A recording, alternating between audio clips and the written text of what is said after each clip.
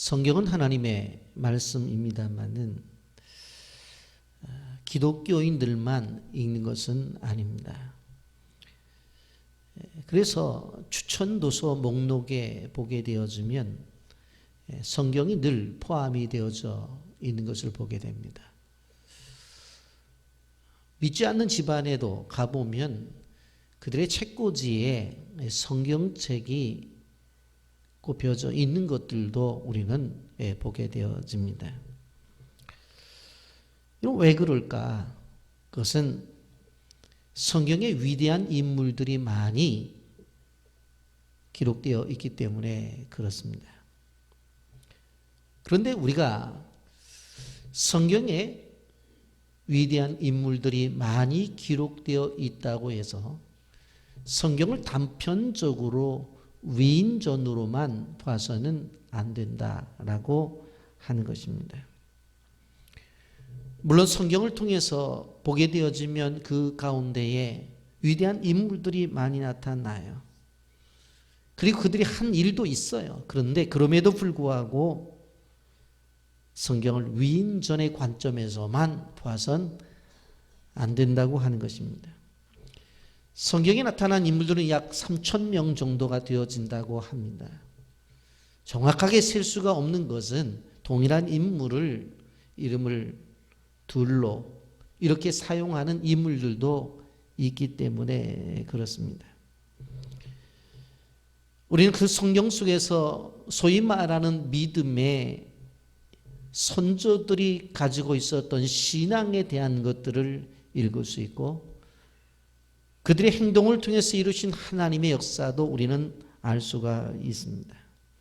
그러나 그럼에도 불구하고 위인화 되어서 보는 것들은 조심해야 된다고 하는 것입니다.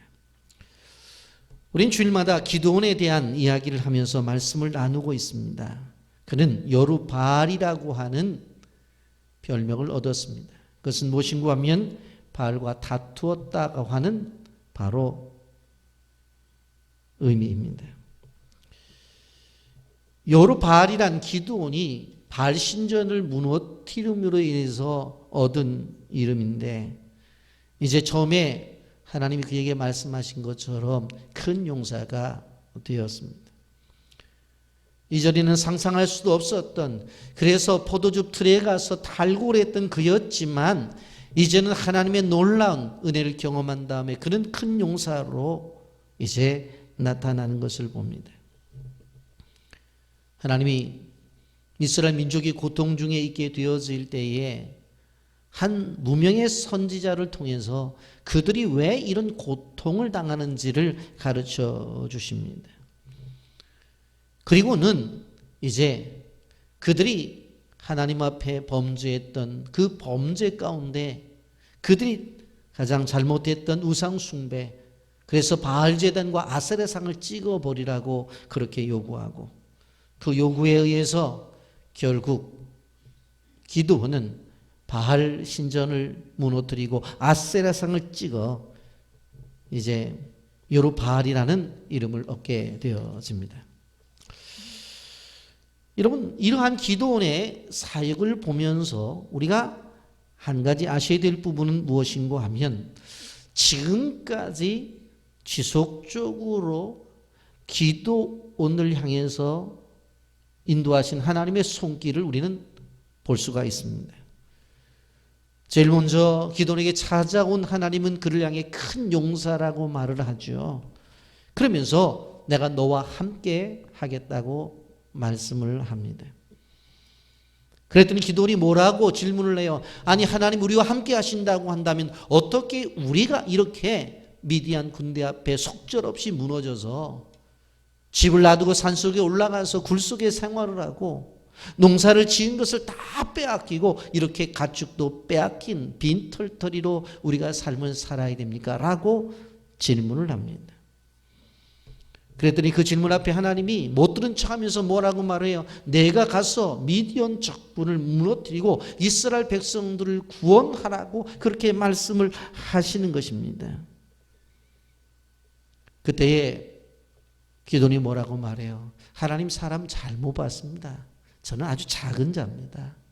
그리고 아주 연약한 자입니다. 그렇게 이야기하게 되어질 때에 뭐라고 말을 해요? 걱정하지 말고 가라. 내가 수많은 사람들이 있을지 모르지만 그러나 내가 한 사람을 치듯 쳐서 그들을 무너뜨릴 것이라고 그렇게 약속의 말씀을 주십니다. 그때 기드온이 이제 하나님 앞에 그 음성을 듣고 제사를 드리게 되어지는데 집에 가서 제물을 가지고 와서 돌 제단 위에 제물을 놓고 국을 쏟아붓고 하나님 앞에 제사를 드릴 때 여호와의 사자가 나타나서 지팡이로 가리키는데 지팡이 끝에서 불이 나온 것이 아니라 돌에서 불이 나와서 그 제물을 다 태웠습니다. 여러분, 그러면서 여호와 샬롬이라고 하는 놀라운 은혜의 음성을 듣게 되었습니다. 거기에 힘을 얻은 기드온이 10명의 종들을 데리고 가서 바알 제단을 다 무너뜨리고 아세라상을 찍고 그리고 그 나무로 되어져 있는 아세라상을 바로 불쏘시개로 해서 7년 뒤에 숫소로 번제를 드려서 하나님 앞에 예배를 드립니다. 그때에 여룹바알이라는 별명을 얻게 되어지고 그 이후에 성령의 강력한 임재를 경험하게 됩니다. 여러분, 지금까지 온 이 하나님과 기드온의 과정을 보면서 우리는 무엇을 깨달아 할 수 있어요? 끊임없이 하나님과 기드온이 질문을 하고 대답하고 질문을 하고 대답해요. 그리고 기드온이 못한다고 말할 때는 설득을 해요. 그리고는 기적과 이적을 통해서 그에게 새로운 힘을 쏟아줘요. 그러면서 하나님의 일꾼으로 점점 세워져 나가는 것을 보게 되어집니다.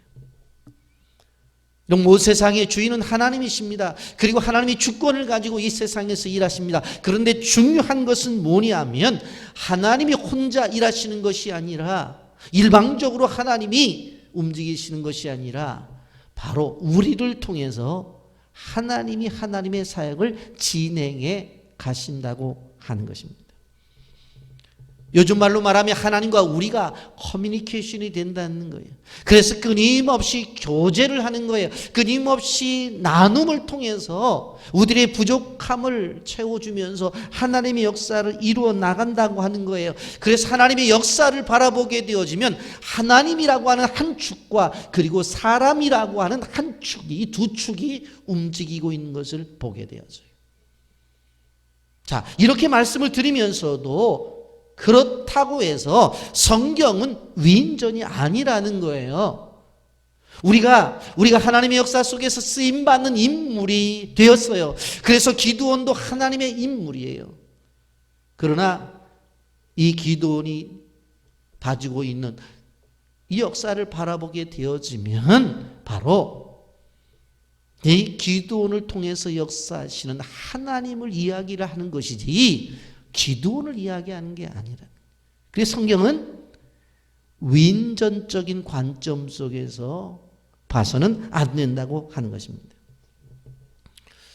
여러분, 이전에 이 본문 이전에 나타난 일들이 뭐예요? 우리가 지난주에 생각해 본 이 양털을 가지고 그 양털 안에만 이슬을 내리게 해달라고 해서 하나님이 허락을 해요.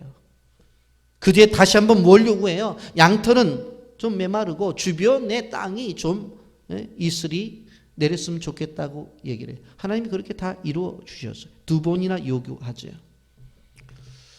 이제 무슨 생각을 했어요? 기도는 이 정도의 기적을 경험했으니까 이제 전쟁에 나가기만 하면 되겠구나. 그래서 이제 자신감이 생겼어요. 그래서 뭐라고 말해요? 자, 기도는 이렇게 얘기하라는 거예요. 미디온을 안을 쳐들어갈 사람들은 와라 했더니 무려 32,000명이 오는 거예요. 당대의 미디안 군사는 13만 5천 명이었어요. 아무리 32,000명이 모였다 할지라도 적과의 숫자를 보게 되면 4배 정도가 되어져요. 그렇기 때문에 이거는 승리할 수가 없는 거예요. 누가 봐도.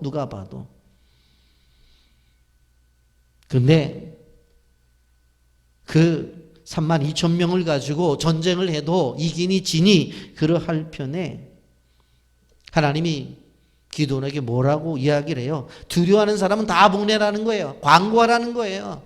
여러분들이 전쟁하러 왔는데 두려워하는 사람이 있습니까? 그렇으면 다 집에 가도 좋다는 거예요. 그래서 집에 갔어요. 여러분, 우리가 생각해 보면 설득하고 그들을 달래고 어떻게 하든지 간에 함께 가자고 했었어야 되는데 가라는 거예요. 그랬더니 한두 명이 아니에요. 22,000명이 가버리는 거예요. 전쟁을 하러 왔던 사람. 그리고 10,000명밖에 안 남는 거예요. 여러분, 사사기 7장 3절에 보면 이제 너는 백성의 귀에 외쳐 이르기를 누구든지 두려워 떠는 자는 길앗 산을 떠나 돌아가라 하시니 이에 돌아간 백성이 22,000명이요 남은 자가 10,000명이었더라. 전쟁을 하러 왔는데 두려워? 집에 가. 그랬더니 집에 가도 좋대 하면서 짐 싸가지고 집에 가는 거예요. 여기저기서 가는 데 보니까 여러분 32,000명 가운데 22,000명이 가버렸어요. 그러니 그 모여있던 자리가 한순간에 텅 빌 것 아니겠습니까? 이 기돈이 어떤 생각을 가졌을 것 같아요? 야, 가라고 어떻게 이렇게 한순간에 빠져나갈 수가 있어? 그런 생각 안 하겠어요? 두려움이 왔을 거예요. 허탈했을 거예요. 근데 하나님이 또 하나를 요구하시는 거예요. 뭐라고 그러냐면, 야, 남아있는 사람들을 데리고 내려가서 물을 마시게 하래요. 근데 물을 마시게 하는데 두 종류의 사람이 나타나는 거예요. 한 종류의 사람은 물 먹으라고 그러니까 무릎 꿇고 고개 쳐박고 그냥 벌컥 물을 마시는 거예요. 근데 한 종류의 사람들은 물을 떠서, 성경의 표현은 뭐라고? 개가 핥듯이, 개들이 물을 핥아 먹듯이 물을 떠가지고 핥아 먹는 거예요. 그 있은 다음에 하나님 뭐라고 말해요? 저기 엎드려서 무릎 꿇고 물을 먹은 9,700명 집에 보내라는 거예요. 그리고는 나머지 300명 손에다가 물을 떠가지고 혀로 핥아 먹는 그 사람만 남겨두라는 거예요. 하나님, 이것 갖고도 전쟁이 힘든데 어떻게 하냐고. 자, 봐라 기도원아. 적군이 쳐들어오게 될 때 무릎 꿇고 아무리 물을 마시고 싶다고 해서 물을 먹는 사람과 물을 떠서 먹는 사람은 차이가 있다는 거예요. 여러분, 여기서 우리 몇 가지 중요한 것들을 깨달아 알 수가 있다고 하는 것입니다. 지금은 전쟁 중이에요. 전쟁에서 패하게 되면 모든 것이 끝이 나요. 전쟁의 목표는 승리뿐이에요. 그래서 이 말씀 무슨 얘기인가 하면 승리를 목표로 나가는 사람만이 필요하다고 하는 것을 이야기하고 있는 거예요. 우리 영상 보고 말씀 계속하겠습니다. 하나님의 꿈을 품은 사람들은요, 더 이상 연예인에게 열광하지 않습니다. 하나님의 꿈을 품은 사람은 세상 가치 있는 물건들, 명품백 이런 것들에 열광하지 않습니다. 하나님의 꿈을 품은 사람들은 좋은 학벌이나 유명한 대기업에 들어가는 것에 열광하지 않습니다. 하나님은 그런 것들로 우리에게 상 주시지 않습니다. 네가 과거에 얼마나 잘 살았니? 얼마나 화려하게 살았니? 얼마나 세상에서 인정받았는지를 주님께서는 요구하지 아니하십니다. 오히려 그것들을 누리고도 하나님 나라에 기여하지 않으면 책망만 더 클 뿐이라는 것을 우리가 알아야 됩니다. 여러분, 하나님의 사람들은요, 하나님 앞에 인정받을 만한 일에 열광해야 되는 것입니다. 교회를 세우고 교회를 부흥시켜 나가는 일, 기독교적인 가치관으로 세상을 바로 세워 나가는 일, 민족과 열방 가운데 죽어가는 수많은 영혼들에게 하나님의 복음을 전하여 하나님 나라를 확장시켜 나가는 일, 다시 오실 예수님의 길을 예비하는 일, 이것에 열광해야 되는 것입니다. 여러분들 이런 질문을 할 수가 있어요. 그래도 그런 일들은 특별한 사람이 하는 거 아닙니까?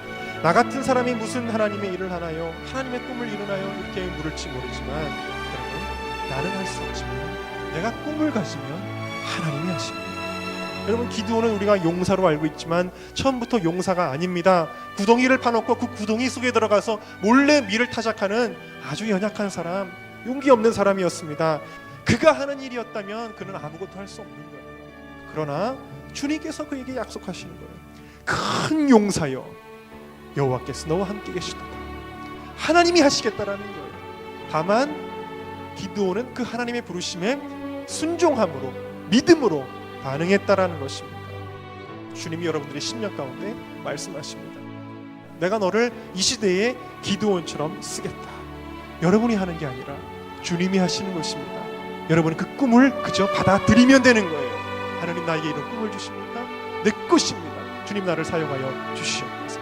그럼 내가 하는 게 아니라 주님이 하신다는 것입니다. 여러분 몽당 연필 별거 아닌 것 같지만 누구의 손에 붙들리냐가 중요한 것이죠. 작고 보잘것없지만 훌륭한 시인의 손에 붙들리면 훌륭한 시가 나오는 거예요. 뛰어난 과학자의 손에 붙들리면 뛰어난 논문이 나오는 것입니다. 영감이 있는 목회자의 손에 그 몽당연필이 붙들리게 되면 사람을 살리는 설교 원고가 나오게 되는 것입니다. 여러분이 어떤 사람이냐는 중요하지 않아요. 여러분이 얼마나 많은 것을 가지고 있는지, 얼마나 똑똑한지, 얼마나 능력이 있는지, 얼마나 건강한지, 얼마나 많은 경험이 있는지는 중요하지 않습니다. 뭐가 중요하냐? 여러분들이 누구의 손에 붙들느냐가 중요한 것입니다. 하나님이 나와 함께 하시는가가 중요한 것입니다. 여러분 오늘 이 시대의 기드온은 누구입니까?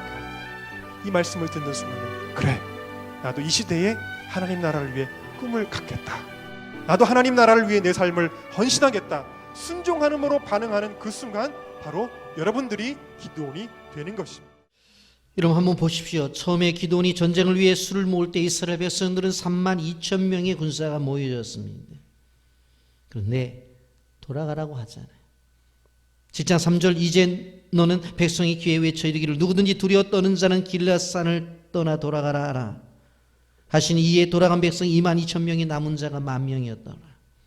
여러분 두려워 떠는 자를 데리고 어떻게 전쟁을 하겠어요? 그러니까 아무리 사람이 필요하지만 두려워 떠는 자는 그 전쟁에 필요가 없었던 거예요. 그래서 가라고 한 거예요. 그랬더니 돌아간 백성이 22,000명이에요.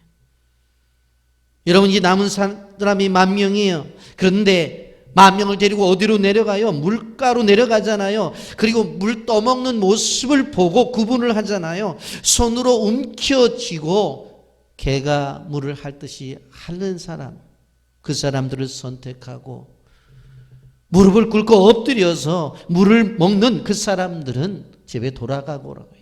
근데 그 숫자가 적은 숫자가 아니에요. 97,000명이 되어져요. 왜 그랬을까? 한번 여러분들 생각을 해보세요. 이들이 전쟁에 왔다고 그랬죠. 그런데 무릎을 꿇고 고개를 숙이고 벌컥벌컥 물을 마신다고 한다면 그 순간에 적군이 쳐들어왔을 때 볼 수가 없는 거예요.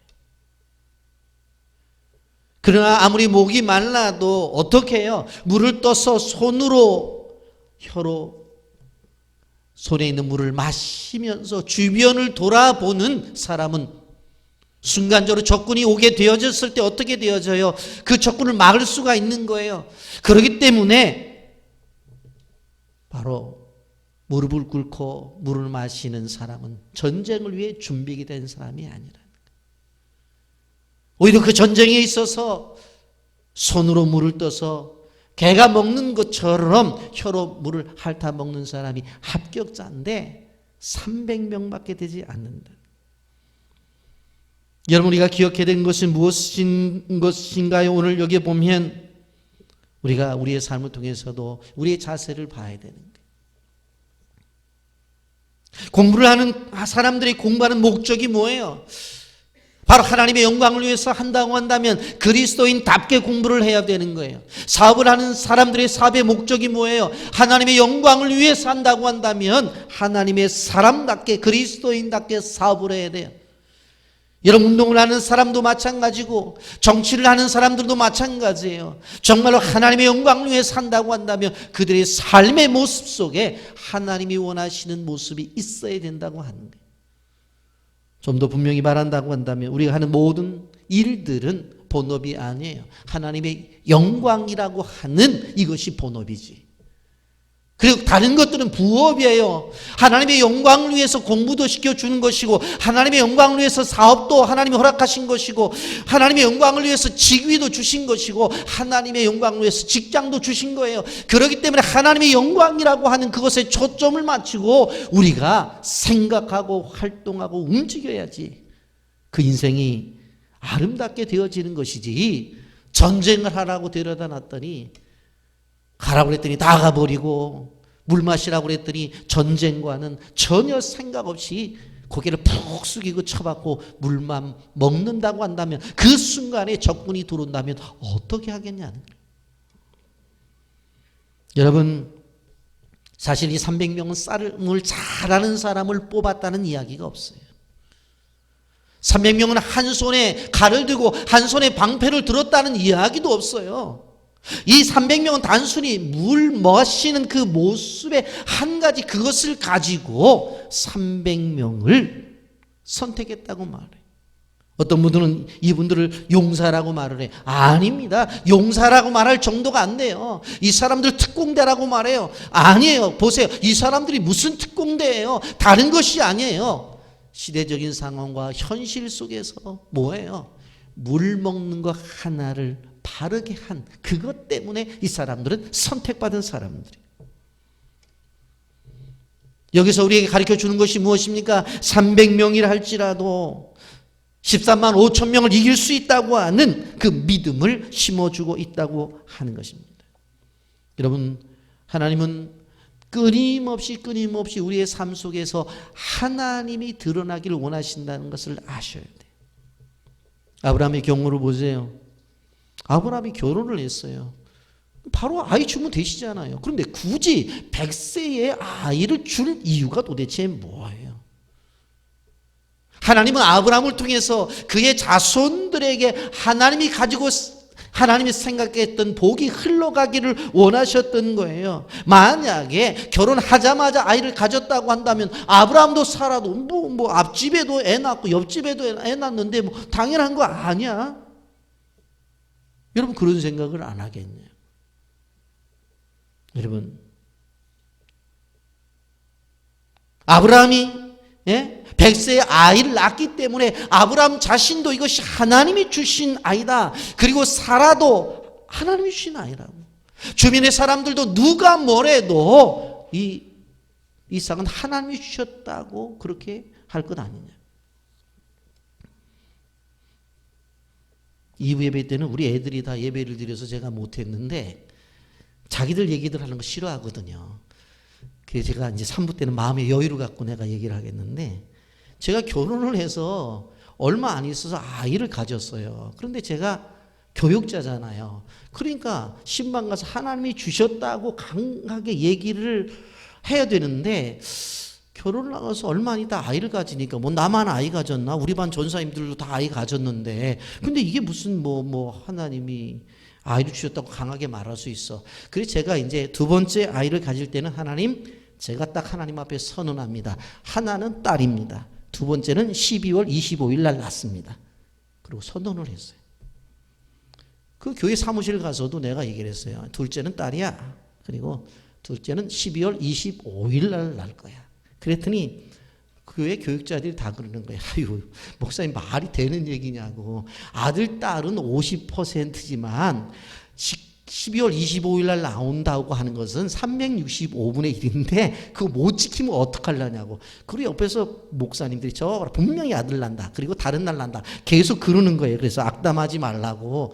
나는 내가 가진 아이가 하나님이 주신 것이라고 하는 확신이 있어야 앞으로 내가 가서 모든 사람들에게 자녀는 하나님이 주신 것이라고 확실하게 내가 설교를 할 수 있을 것 같다고 하고 진행을 했어요. 그래서 이제 그런데 마음이 두렵더라고요. 그래가지고 이제는 하나님 주실 줄 믿습니다. 그러고서 이제 여자 양말, 여자 수영복까지 해갖고 다 여자 아이 거를 다 준비한 거예요. 그러면서 우리 아내가, 우리 사모가 배가 불러올 때 주님 지금 아들이면 지금이라도 바뀌어 주시옵소서. 막 그러면서 이제 기도를 하는데 날짜가 다가오니까 두려운 거예요. 두려워. 근데 12월 25일 날 아침에 성탄절 예배를 드리는데 갑자기 배가 아프다는 거예요. 근데 저희 집사람이 찬양대 지휘를 했었거든 그때. 그런데 찬양대 지휘도 못하고 병원에 가서 났어요. 12월 25일 날. 근데 하나님이 딸을 안 주고 아들은 주셨어요. 저는 확신을 가지고 뭐냐면 자녀는 하나님이 주시는 것이다. 제가 또 위로를 받았죠. 아들이지만 딸 노릇을 하겠다. 그랬더니 지금은 아니지만 어렸을 땐 딸 노릇을 했어요. 하여튼 여러분, 하나님이 자녀를 주신다고 하는 확신, 그거를 아브라함은 누가 하신 거예요?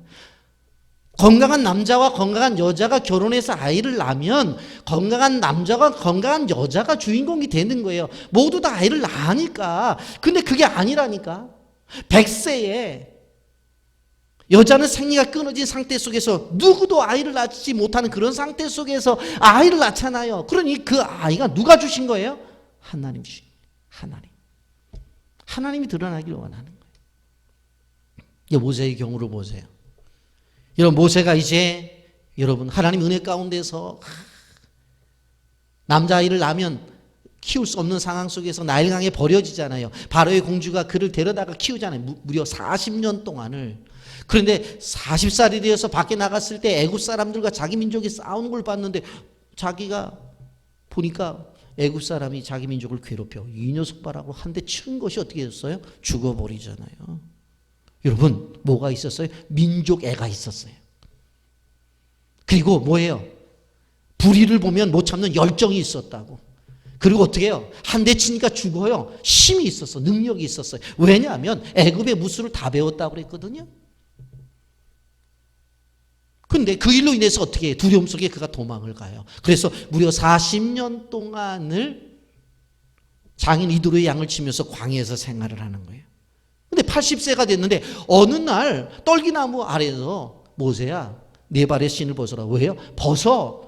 그리고 뭐라고 해서 벗었더니 저기 고통을 당하고 있는 이스라엘 민족을 이끌어내려는 거예요. 여러분 생각을 해보세요. 불렀으면 40세 때 불렀어야지. 그때는 배경이 뭐였습니까? 바로 왕자였다고. 왕자. 그럼 들어가서 왕국에서 생활했으니까 쉽게 말해서 타협을 할 수 있잖아요. 그때 했어야 되지. 그때는 열정이 있었잖아요. 나이가 젊어가지고. 그때는 힘이 있었잖아요. 그런데 그 모든 것들이 다 사라져버리고 이제는 누가 볼 때 모세를 저 사람이 왕국에서 자랐던 사람이라고 누구도 인정을 안 했을 거예요. 자기도 잊어버렸을 거예요. 왜? 40년이나 지났으니까. 그런 상황 속에서 하나님이 그를 부르시는 거예요. 그리고는 신을 벗으라고 하고 뭐라고 말해요? 애굽에 가서 바로하고 싸워서 백성들 이끌어내네. 열정도 사라지고 힘도 없고 나이 같은 그 노인 모세인데 왜 그러셨을까? 출애굽의 사역은 인간 모세가 한 것이 아니라 하나님의 손길 속에서 하나님이 하셨다고 하는 것을 보여주기 위해서, 그것을 가르쳐주기 위해서. 여러분, 우리가 기억해야 될 것은 하나님께서 하나님의 일을 사람을 통해서 하신 것 분명해요. 그럼에도 불구하고 우리가 알아야 될 것은 하나님이 드러나야 된다고 하는 거예요. 우리가 작은 일이든 큰 일이든지 간에 왜 하는 일들이 안 되는 줄 아세요? 자꾸 내가 드러나서 그래요. 나를 통해서 일을 하신다니까 인정해요. 그럼에도 불구하고 내가 아니라 하나님이 드러나셔야 돼요. 그분의 이름이 드러나셔야 돼요. 그래야지 일이 진행이 되어지는 거예요. 시편 18편 2절 3절에 이렇게 말합니다. 여호와는 나의 반석이시요 나의 요새시요 나를 건지시는 이시요 나의 하나님이시요 내가 그 안에 피할 나의 바위시요 나의 방패시요 나의 구원의 뿔이시요 나의 산성이시도다. 내가 찬송받으시 여호와께 아뢰리니 내 원수들에게서 구원을 얻으리로다 그랬어요. 반석이 누구예요? 하나님이래요. 요새가 누구예요? 하나님이에요. 건지시는 분도 하나님이고 피하게 하시는 분도 하나님이래요. 방패도 하나님이래요. 구원의 뿔도 하나님이래요. 오늘 우리가 알아야 될 것은 뭐냐면 피하는 존재는 나고 그 피할 것을 마련해 주시는 분은 하나님이에요. 그걸 알아야 돼요. 하나님 우리 인생을 진행하실 때 우리의 상식을 초월해서 일하셔요.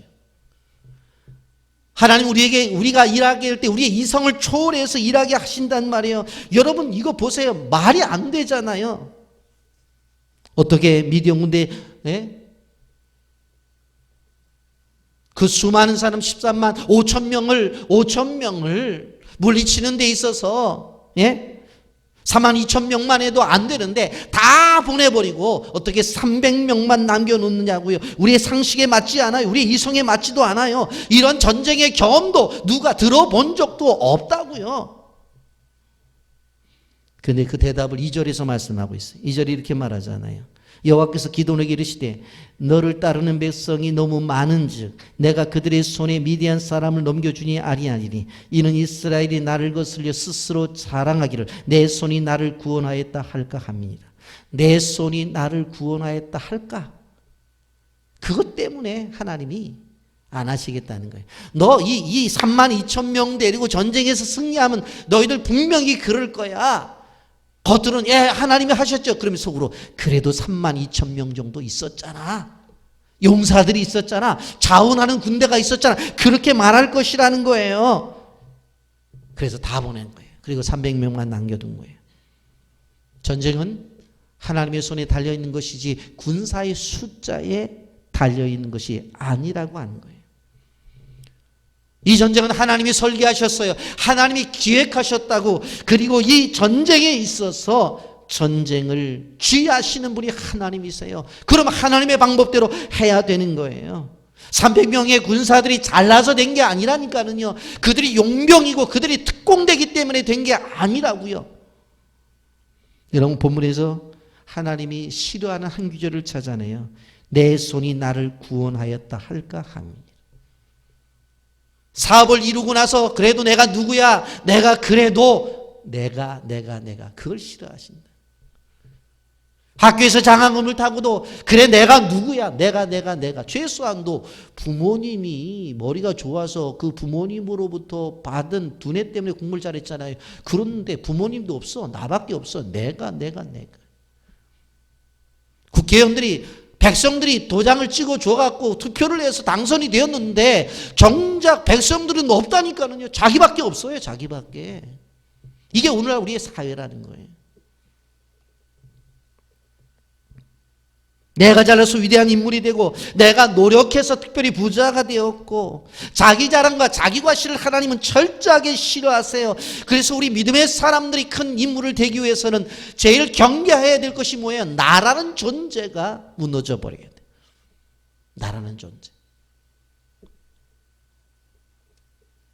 전쟁 우리가 하지만 내 힘으로 하는 게 아니에요.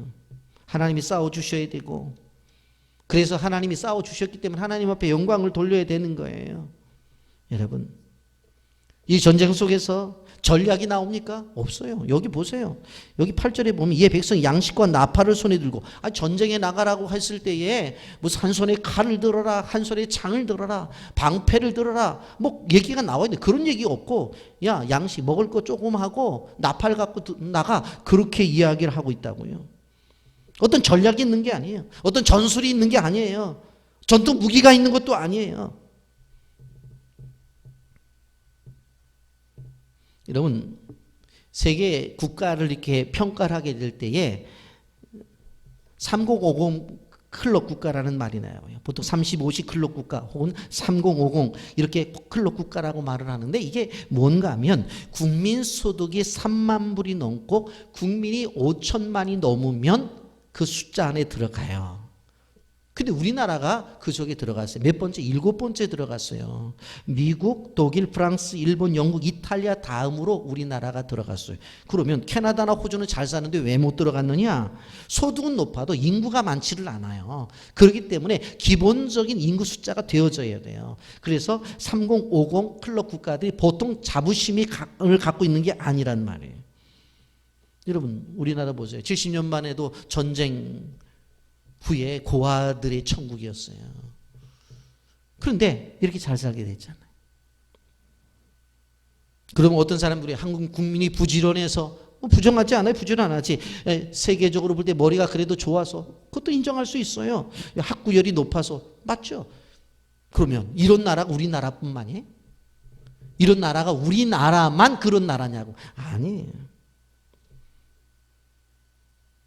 여러분 우리나라를 생각해 보세요. 국회를 보면 항상 엉망진창인 것 같고 요 근래 보면 돈 몇 푼 받기 위해서 당을 옮기고 정말 저게 우리 국민의 대표인가 그런 생각이 들잖아요. 한심하잖아요. 그리고 대통령만 됐다고 하면 그냥 감옥 가요. 다 지금 보니까. 뭐 이런 나라 이런 나라. 북한에 늘 위험이 있고 극심한 갈등과 이념 속에서 둘로 쪼개져 가지고 흑백으로 싸움하고 있고 그래서 우리나라를 요즘 인정하는 사람이 누군가 봤더니 오바마가 지난번에 인정을 했더라고. 왜 인정했어요? 한국 교육을 본받아라. 그래갖고 이 한마디 해갖고 미국에서도 과외가 생겼대잖아요. 한국에 본받을 게 뭐냐 봤더니 한국에 과외, 저렇게 그래갖고 대통령에서 뭐 그냥 난리가 났대요. 또 누가 인정했어요? 트럼프. 왜 인정했어요? 니들 잘 사니까 돈 좀 내라고 자꾸 요구하잖아요. 사실 누가 인정해요? 3050 이 선진 클럽 그 국가에 들어간 건 분명한데 우리 인정하는 게 누구냐고. 그럼 어떻게 이렇게 되어졌냐고요. 여러분 말세 시멸의 대한민국 국민을 하나님이 쓰시기 위해서 이 나라 이 민족을 잘 살게 한 것도 있지만 한류라고 하는 이 문화를 통해서 전 세계를 휩쓸고 있는 것들에 대해서 여러분들이 이해를 하셔야 돼요. 바로 그 속에서 연이어 치고 나가야 될 게 무엇인 줄 아세요? 선교예요. 선교. 자금력이 주어졌지요. 그리고 한류라고 하는 그러한 한국 문화가 세계를 휩쓸고 있잖아요. 그러면 같이 들어가서 움직여야 되는 것이 뭐냐면 복음이 같이 들어가 움직여야 되는 거예요. 하나님 원하심이 그거예요. 한국 사회가 세계를 섬겨야 될 여러 가지가 있지만 그중에 중요한 것이 뭐예요? 복음을 가지고 섬겨야 될 당연한 사명이 있다고 하는 것을 우리는 기억해야 돼요. 그래서 대한민국 더 많은 물질을 세상 속으로 내보내야 되고 더 많은 사람들이 세상을 향해 나가야 된다고 하는 거예요. 이것이 바로 하나님이 우리를 향한 하나님의 의도예요. 그걸 깨달아 알아야 돼요. 그래서 저는 설교 준비를 하면서 우리나라는 가능성이 있다. 왜냐하면 그래도 우리나라의 교회들, 신앙인들은 자기보다는 하나님을 드러내려고 하는 이러한 기본적인 바른 신학과 신앙이 우리에게 있기 때문에 그런 거예요. 여러분 하나님 우리에게 축복을 주신 걸 잘 생각해 봐야 돼요. 여러분 축복의 1세대를 이야기하게 되어질 때 성경적으로 보면 우리는 아브라함을 이야기해요. 아브라함의 부모는 하나님을 안 믿었어요. 그런데 하나님께서 아브라함을 선택하셔서 믿음의 1세대를 만들잖아요. 그리고 2세대 이삭을 낳게 하고 야곱 계속해서 내려가잖아요. 보면. 그런데 그를 불렀을 때 뭐라고 말해요? 창세기 12장 3절에 내가 너로 큰 민족을 이루고 내게 복을 주어 내 이름을 창대케 하리니 너는 복이 될지라. 그럼 그가 받은 복이 어떻게 되어지는 거예요? 여러분 창세기 22장 16절부터 18절 말씀까지 보게 되어지면 여기 이렇게 말합니다. 내가 내게 큰 복을 주고 내 씨가 크게 번성하여 하늘의 별과 같고 바닷가의 모래 같게 하리니 내 씨가 그 대적의 성물을 차지하리라. 내 씨로 말미암아 천하 만민이 복을 받으리니 이는 내가 나의 말을 준행하였습니다. 내 씨로 말미암아 만민이 복을 받는다고 말을 했어요. 여러분 하나님께서 우리에게 복을 주신 것은 뭐예요? 우리의 받은 복으로 인해서 만민이 복을 동시에 함께 누리도록 하신 거예요. 여러분 이게 하나님의 의도예요.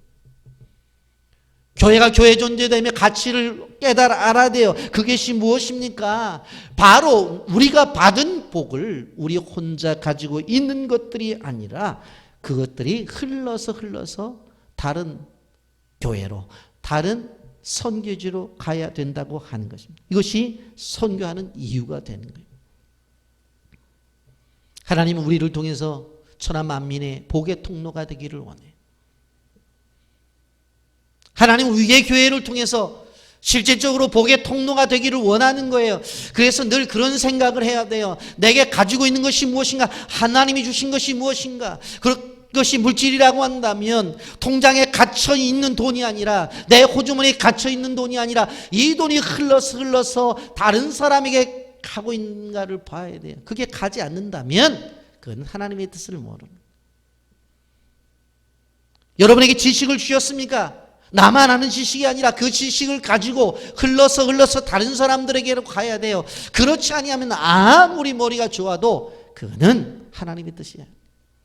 여러분이 가지고 있는 명예, 여러분이 가지고 있는 사회 속에서의 지위, 모든 것들은 뭐예요? 흘러서 다른 곳에 가야 돼. 그게 가지 않으면 어느 한순간에 풍성한 것 같은데 썩어버려요. 성경이 그걸 이야기하는 거예요. 그래서 성도는 하나님의 의도 앞에 우리는 순종해야 돼요. 하나님의 교회는 하나님께서 원하시는 그 일을 위해서 진력해야 된다는 것을 우리는 기억해야 돼요. 그 선교는 단순한 것이 아니라 하나님의 의도하시는 것이고 하나님께서 원하시는 방법이라고 하는 것을 우리는 기억해야 되는 거예요. 그래서 내가 가지고 있는 것들이 흘러서 어디까지 가는가? 우리 가정이 가지고 있는 것이 흘러서 어디까지 가고 있는가? 우리 교회가 가지고 있는 것이 흘러서 어디까지 가고 있는가 하는 것들을 늘 생각해 봐야 돼요. 여러분, 기도의 전쟁을 통해서 우리가 또 한 가지 생각해 볼 것은 하나님의 목적이에요. 이 사람들은 전쟁에 능한 사람들이 아니라고 그랬죠. 용감한 사람들이 아니라고 그랬어요.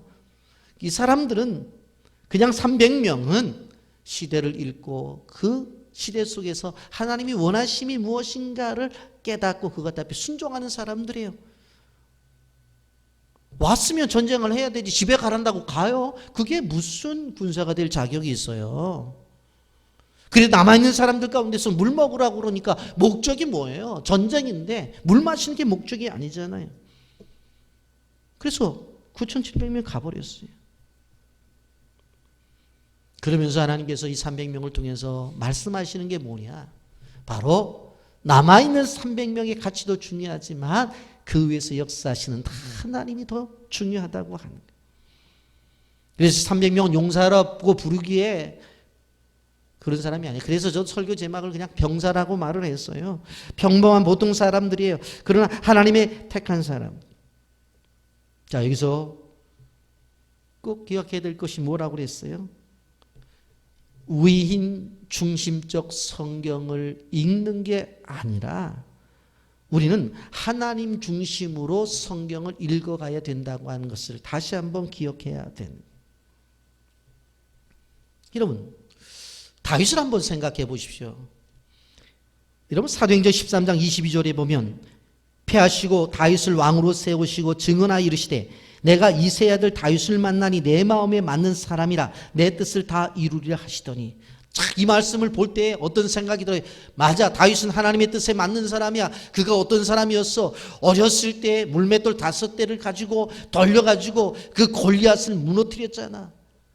이스라엘의 모든 군사들이 벌벌 떨고 사울왕마저도 벌벌 떨 때에 나가서 그 골리앗을 무너뜨리잖아. 이야, 하나님 마음에 맞는 사람. 그를 봐봐. 시간 있을 때마다 시편을 써서 우리에게 들려주어서 얼마나 많은 말씀을 가지고 위로를 받아. 정말로 그는 하나님의 사람이야. 그렇게 이야기할 수 있잖아요. 그런데 다른 면을 좀 보세요. 그가 어떻게 해요? 남의 아내인 밧세바를 데려다 간음하잖아요. 그것을 감추기 위해서 그의 남편 우리아를 어떻게 해요? 죽이잖아요. 그의 생활 속에서 이런 모습이 있다. 자녀 교육이요? 실패했어요. 암논이 배다른 여동생 다말을 연모해서 성폭행을 하잖아요. 그래서 그 사실을 알고 그의 오빠 압살롬이 2년 뒤에 어떻게 해요? 암논을 죽여버려요. 형제간의 성폭행과 형제간의 살인극이 벌어집니다. 그래도 솔로몬을 향해서 자기의 것을 다 물려줬는데 어떻게 해요? 전반기는 잘했지만 솔로몬이 나중에 어떻게 해요? 여러분, 아무리 그렇다고 해도 어떻게 한 남자가 부인을 1000명을 얻습니까? 얼굴이나 다 기억하려나? 그러잖아요. 그 어떻게 마음에 맞는 사람이래? 예? 위인을 중심으로 성경을 읽다가 보면 그들의 잘못됨이 나타날 때 우리가 막혀버려요. 그렇기 때문에 그렇게 성경을 읽는 것이 아니라 다윗을 이런 존재고 이런 사람임에도 불구하고 사용하시는 하나님을 생각하면서 나가야 된다고 하는 거예요. 하나님이 주권에 초점을 맞춰야 하는 거예요. 하나님의 손길에 초점을 맞추는 거예요. 하나님이 기적에 초점을 맞추는 거예요. 그래야 되는 거예요. 여러분 이스라엘 민족 보세요. 이스라엘 민족을 선택한 걸 보게 되자면 우린 그런 생각이 들 거예요. 아, 이스라엘 민족을 선택한 것은 그들은 때마다 예배를 드리고 그들은 때마다 기도를 드리고 불의를 보면 못 참고 정말로 하나님 앞에 바른 사람들이었기 때문에 선택했다. 그 소리를 듣고 싶은데 신명기 7장 6절에 보게 되면 그 소리 하나도 안 나와요. 제가 읽어드릴게요. 너는 여호와 내 하나님의 성민이라. 내 하나님 여호와께서 지상 만민 중에서 너를 자기 기업의 백성으로 택하셨나니 여호와께서 너희를 기뻐하시고 너희를 택하시면 너희가 다른 민족보다 수요가 많기 아니니라. 너희는 오히려 모든 민족 중에 가장 적으니라. 왜 선택했다고요? 가장 적기 때문에. 가장 적기 때문에. 지상에 있는 만민 중에서, 지상의 모든 나라 중에서 너를 자기 기업의 백성으로 택하셨다. 그 이유가 뭐냐? 많은 민족 가운데서 가장 숫자가 적기 때문에. 아마 이때쯤 우리나라가 인구가 제일 적었으면 하나님이 우리나라로 오셔서 선택하셨을 수도 있었을 텐데 좀 많았던 것 같아요. 여러분, 하나님의 마음은 약한 사람을 약한 민족을 선택했어요. 여러분,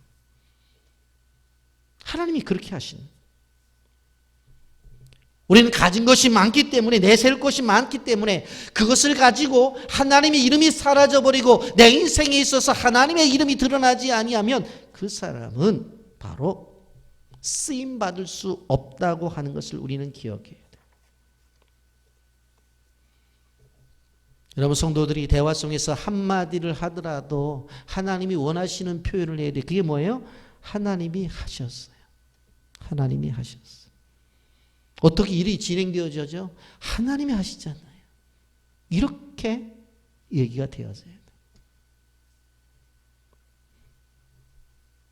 내 방법과 내 능력과 내 노력을 강조할 때 하나님은 그 순간에 나를 향하신 하나님의 손길을 접어버리세요. 그래서 끝까지 하나님께서 우리에게 주신 은혜를 누리고자 원하면 의식적으로라도 나라는 존재를 자꾸 내려놔야 돼요. 그리고 자꾸 의식적으로라도 하나님, 내 생각과 내 마음속에 내가라고 하면 막 가야지. 어디 하나님. 또 하다가 보면 어느 정도 되면 그래도 어디를 함부로 나타나.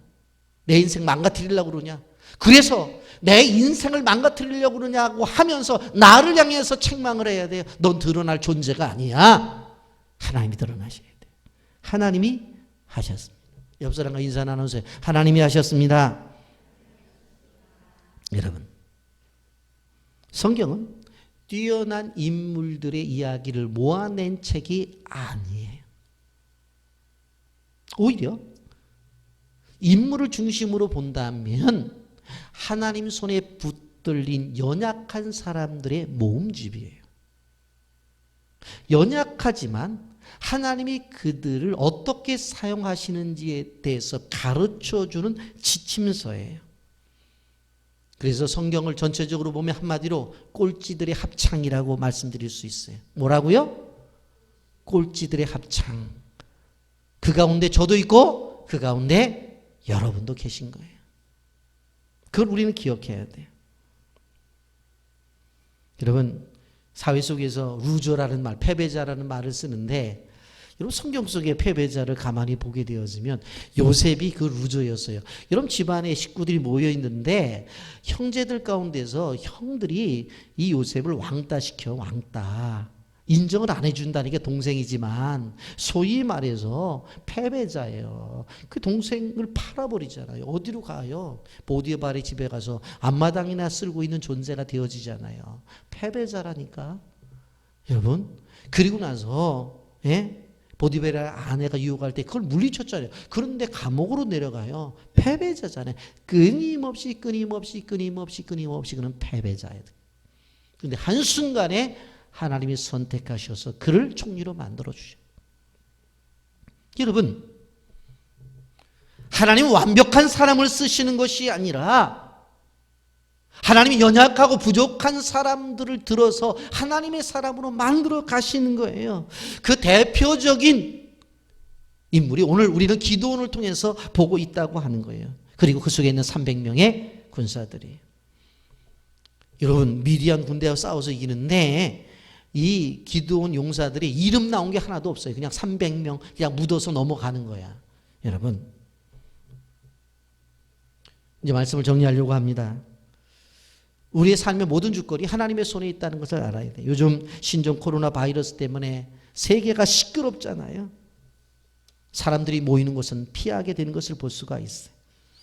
근데 이때 하나님께서 주시는 말씀이 있어요. 시편 91편 2절 3절에 보면 나는 여호와를 향하여 말하기를 그는 나의 피난처인 나의 요새요 내가 의뢰하는 하나님이라 하리니 이는 그가 너를 새 사냥꾼의 올무에서 심한 전염병에서 건지실 것임이라. 아멘. 따라서 하세요. 심한 전염병에서 건지실 것임이라. 심한 전염병에서도 하나님은 건지시겠다고 말씀을 했어요. 시편 91편 9절부터 11절도 마찬가지예요. 내가 말하기를 여호와는 나의 피난처시라 하고 지존자를 너희 거처로 삼았으므로 화가 내게 미치지 못하며 재앙이 내 장막에 가까이 못하리니 그가 너를 위하여 그의 천사들을 명령하사 내 모든 길에서 너를 지키게 하십니다. 천사들 동원해서 우리를 지켜주시겠다. 물론 예배를 드리면서 마스크 쓰는 거 제가 지난주도 하셔도 된다 말씀드렸죠. 저도 요새 신방 다닐 때 마스크 쓰고 다녀요. 집에 들어가면 또 벗었다가 나오면 또 쓰지. 그건 뭐라고 안 해요. 그러나 마스크를 쓰고 비싼 손정제를 쓴다고 해서 우리가 완벽해지느냐. 예방은 되지만 그러나 완벽하게 우리를 지켜주시는 분 누구냐? 하나님이라고 하는 거예요. 절대로 우리가 강해서 훌륭해서 똑똑해서 쓰는 게 아니라고 하는 거예요. 우리 하나님을 바라봐야 돼. 고린도전서 1장 26절부터 28절에 보면 형제들아 너희를 부르심을 보라. 육체를 따라 지혜로운 자가 많지 아니하며 능한 자가 많지 아니하며 문벌 좋은 자가 많지 아니하도다. 그러나 하나님께서 세상에 미련한 것들을 택하사 지혜 있는 자들을 부끄럽게 하려 하시고 세상에 약한 것들을 택하사 강한 것들을 부끄럽게 하려 하시며 하나님께서 세상에 천한 것들과 멸시받는 것들과 없는 것들을 택하사 있는 것들을 폐하려 하시나니. 다 여기 보면 하나님의 방법이 나오잖아요. 미련한 것 택해서 지혜로운 자 부끄럽게 하시고 약한 것들 택해서 강한 것들을 부끄럽게 하시고 세상에 천한 것들과 멸시받는 것들 없는 것들을 택해서 있는 것들을 폐하려 하신 하나님의 방법. 왜 이러세요? 하나님이 일하시는 것을 보여주기 위해서. 싸우시는 분이 하나님이 우리가 싸우는 게 아니라고 하는 거예요. 여러분 오늘날 여러분의 삶의 현장이 전쟁터죠. 가정도 전쟁터예요. 여러분 이럴 때 승리를 인도하시는 하나님을 믿고 나가야 된다고 하는 것입니다. 여러분 북한 선교사, 중국의 선교사가 매일 이 내용을 보니까 모든 공동으로 모임 자체는 허락하지 않는다. 그래서 예배도 허락하지 않는다. 약 3개월 정도는 절대로 모일 수가 없다고 얘기를 하는데 지금 중국뿐만 아니라 몽골이라든가 베트남이라든가 아직까지도 공산적인 잔해가 있는 그 사람들이 제일 두려워하는 게 기독교 공동체인데 기독교인들이 주일마다 모이잖아요. 그러니까 이를 통해서 어떻게 해요? 모이면 안 된다고 계속 이 얘기를 하는 것들을 볼 수가 있어요. 여러분 신종 코로나 바이러스 여러분 뭐 세상 나라는 그렇더라도 어느 교회는 또 이것 때문에 예배도 안 드린다. 지난번에 보니까 한 2개 교회가 그랬다고 그래서 제가 웃었어요. 함부로 정죄할 수는 없지만 미세먼지 방지하는 마스크를 쓰든 아니면 머리끝부터 발끝까지 다 하얀 보호박을 하나 구해서 입든 아니면 방독면을 쓰고 오든 최소한도 와서 예배는 드려야 돼. 예배는. 근데 그렇다고 안 드리면 어떡할 거냐. 여러분 역사의 주인이신 하나님 기쁘신 뜻을 알길 바랍니다. 지금도 끊임없이 하나님의 역사 수레바퀴는 돌고 있다고 하는 것을 기억하시길 바랍니다. 위대한 전쟁 속에서 많은 수를 요구하지 않으셨어요. 여러분 하나님께서 원하시는 사람들 많지 않을 수 있어요. 그러나 그 속에서 하나님의 역사는 일어날 수가 있다고 하는 것. 우리 세상에 보낸 목적, 그리고 그분의 뜻을 늘 생각해야 돼요. 그리고 삶을 살아가면서 그분의 의도를 우리가 깨달아 알아야 돼요. 그래서 그분이 원하시는 방법대로 우리가 살아가야 돼요. 그럴 때에 내가 연약하고 부족하지만 이 거친 세상 속에서 이겨낼 수 있고, 내가 어렵지만 모든 것들을 해결하며 나갈 수가 있다고 하는 것. 그래서 하나님 뜻 앞에 순종해서 이 어려운 세상을 늘 승리를 맛보는 주의 백성들이 되기를 예수님의 이름으로 축복합니다. 아멘.